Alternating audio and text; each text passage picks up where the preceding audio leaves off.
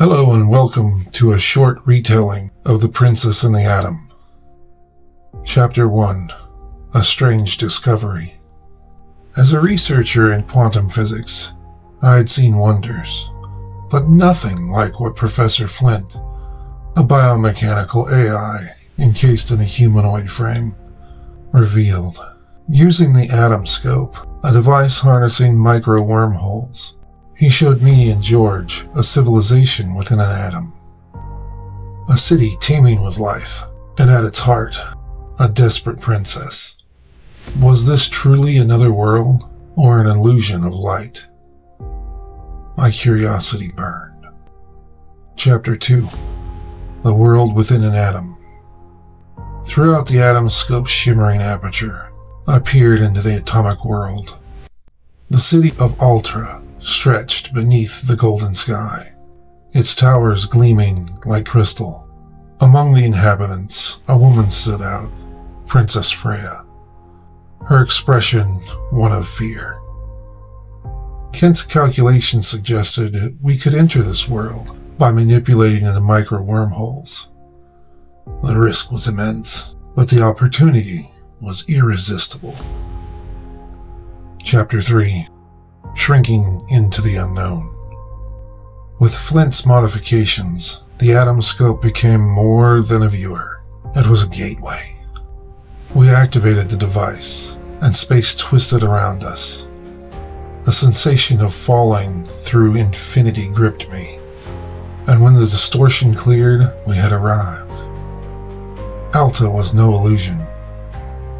We stood among its people, no longer giants, but part of the microcosmic realm. Chapter 4. The Kingdom of Alta. Alta was mesmerizing, a fusion of organic structures and crystalline energy. The inhabitants, wary but fascinated, they led us to their ruler. Princess Freya was more striking up close, her eyes full of both wisdom and worry. She recognized us from the vision in the atom scope and saw hope in our arrival. But we were not the only ones watching. Chapter 5. Princess Freya's Plight. Freya told us of Prince Zeke, a rogue scientist turned warlord who sought to dominate Alta with weaponized nanomachines. The city's defenses were crumbling. With our knowledge of advanced technology and Flint's biomechanical processing power, we could turn the tide. I felt an undeniable connection to Freya, and for the first time, my duty to science felt personal. Chapter 6. The Science of Microcosm. Flint interfaced with Alta's knowledge repositories, absorbing their scientific principles.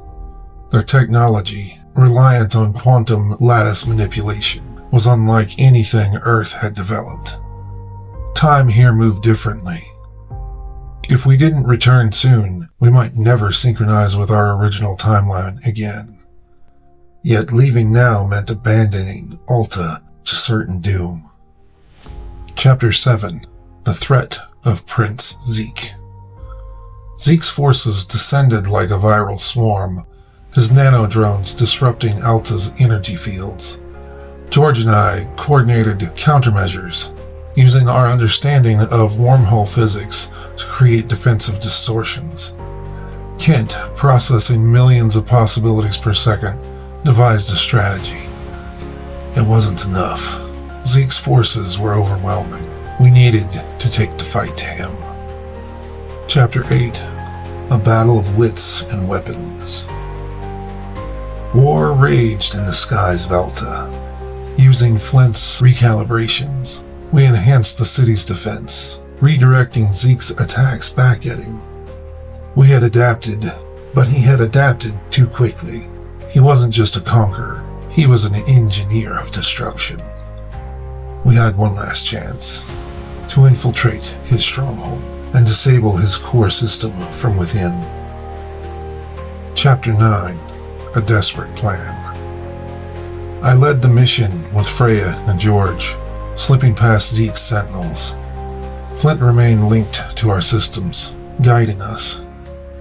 In Zeke's central control chamber, we found something horrifying. He had integrated himself into the quantum lattice, making himself a living singularity. Destroying him could unravel this reality. We hesitated, but we had no choice. Chapter 10. The Confrontation. Zeke's voice thundered through the chamber as we disrupted his control matrix.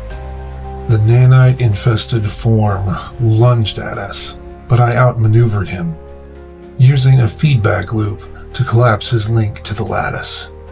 He screamed as he was torn from his power.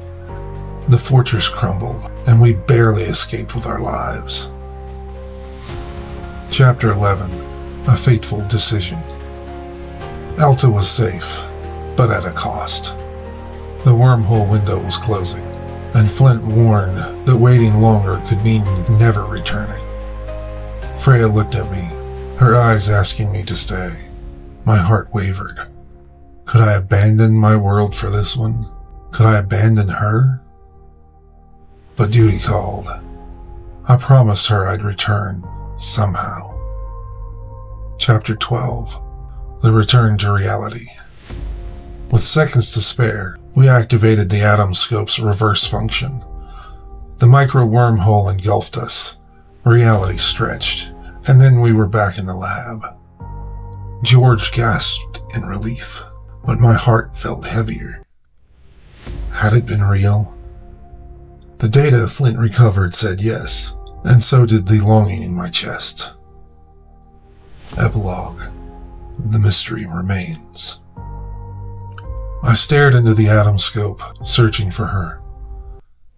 Alta still exists, somewhere beyond the veil of perception. I will find my way back. I have to.